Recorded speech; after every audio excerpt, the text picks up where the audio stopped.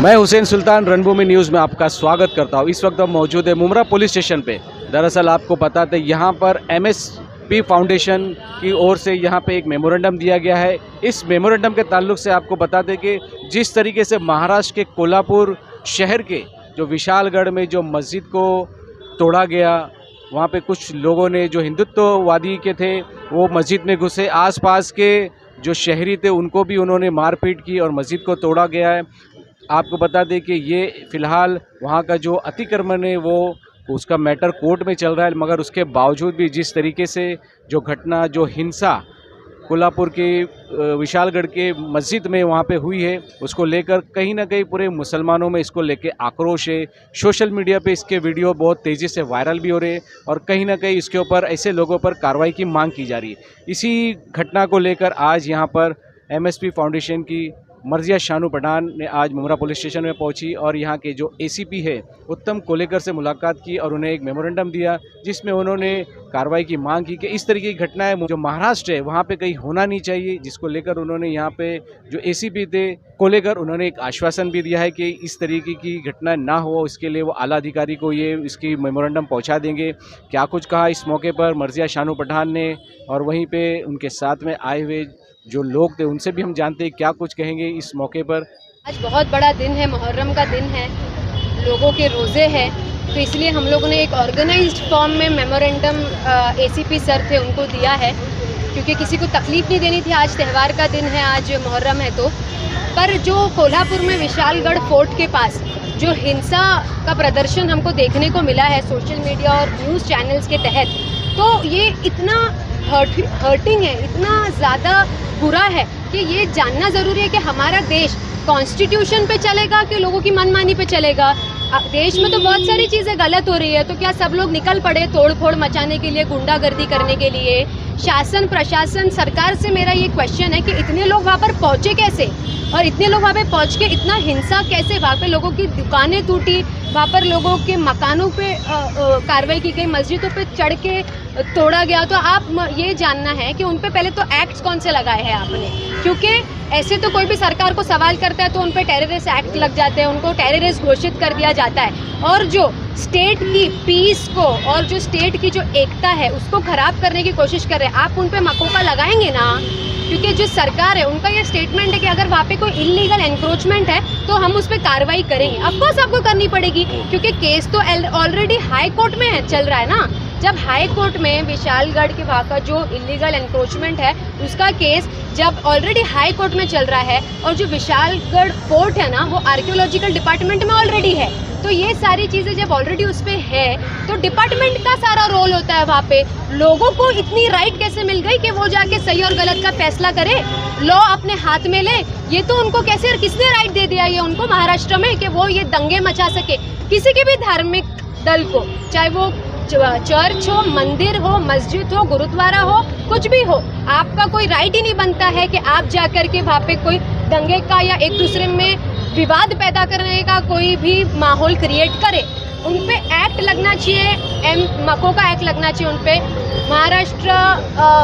महाराष्ट्र का जो organised control act है वो लगना चाहिए उनके ऊपर, और दूसरा उनके ऊपर IPC का 153A जो एक्ट है, जो भी रिलीजन में बीच में तोड़फोड़ करने के लिए, दो धर्म जात के लोगों को झगड़ा करने के लिए, और जो मको का एक्ट है वो ये एक्ट है कि एक पूरा प्लान प्लॉट करके कहीं का माहौल ख़राब करें, तो ये दोनों एक्ट उन पे लगने चाहिए। एंटी टेररिस्ट एक्ट भी उन पे लगने चाहिए, तो मुझे, क्योंकि कम से कम 3 से 5 साल की उनकी सज़ा होती है, फाइन होता है, तो ये सारी चीज़ें उन पे लगनी चाहिए। और ऑफकोर्स पॉलिटिकल स्टंट है, क्योंकि लोकसभा में उनको महाराष्ट्र से अच्छा रिजल्ट नहीं मिला, तो आप महाराष्ट्र की जनता को पनिश करने की कोशिश कर रहे हैं इस तरीके से, दंगा कराने से, क्योंकि विधानसभा आपके सर पे है, तो आप वोट पोलराइजेशन कराने की फिराक में हैं।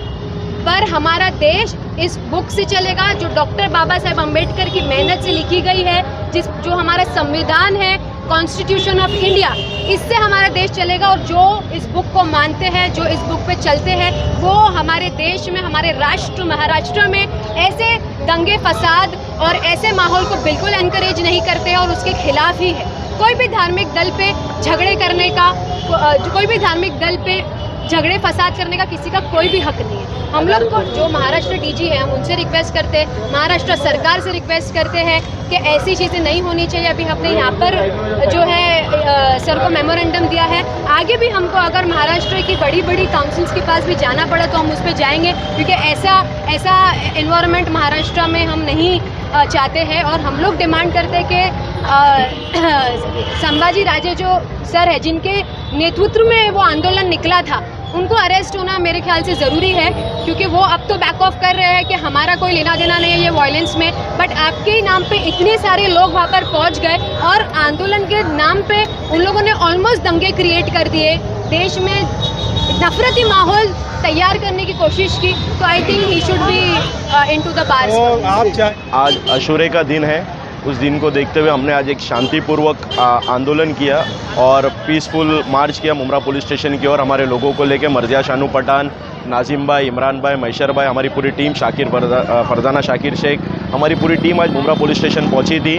और हमने आज सीनियर साहब को एक मेमोरेंडम दिया कि जिस तरीके से आज कोल्हापुर में जो हादसा हुआ है उसको लेके हमारे पूरे महाराष्ट्र के और पूरे देश भर के मुसलमानों का जो सेंटीमेंट हर्ट्स हुए हैं, उसको लेके हमने बताया कि किस तरीके से वहाँ पर जो कोर्ट में मैटर चल रहा है और उस कोर्ट में मैटर होने के बावजूद भी वहाँ पर किसी एक के बोलने पर लोग वहाँ जमा हुए और इलीगल एनक्रोचमेंट के नाम पर जिस तरीके से मस्जिद पर हमला हुआ है, ये इस तरीके से ना होते हुए वहाँ पर लोगों पर कार्रवाई होनी चाहिए। ये हमारी मांगे है। मोकोका लगाया जाए, एंटी टेररिस्ट जो मामला होता है वो लगाया जाए उनके ऊपर और जल्द से जल्द कार्रवाई की जाए, ये हमारी मांग है। और हमको ये देखना है कि आज छोटी छोटी चीज़ें होती है तो मुसलमानों के घरों पर बुलडोज़र चलाए जाते हैं। हमें ये देखना है कि वहाँ पर आज इतना बड़ा हादसा हुआ, क्या वहाँ के लोगों पर प्रशासन और महाराष्ट्र की गवर्नमेंट बुलडोज़र चलाएगी?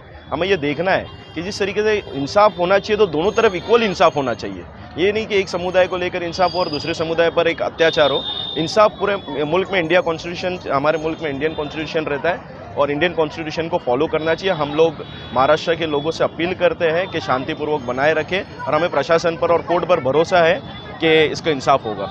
वही हमारी मांग है कि पुलिस प्रशासन कहाँ तो ये मिली जुली भगत हो सकती है वहाँ के लोगों के और प्रशासन के साथ कि भाई जिस तरीके से लोकसभा के रिजल्ट्स आए हैं उसको देखते हुए देश का माहौल उनको पता है कि आने वाले महाराष्ट्र में असेंबली के इलेक्शंस होने वाले हैं, तो एक क्या पॉलिटिकली डर्टी पॉलिटिक्स हो सकती है कि भाई लोगों को एक राजनीति और धर्म के नाम पर ये किया जाए, उकसाया जाए। हमारी मांगे है कि शांति तौर पर शांति बनाए रखें और लोगों से अपील करता हूँ, हमारे महाराष्ट्र गवर्नमेंट से अपील करते हैं कि जितने लोग भी हिंसा में शामिल थे उन पर फौरी तौर पर उनके ऊपर कार्रवाई की जाए।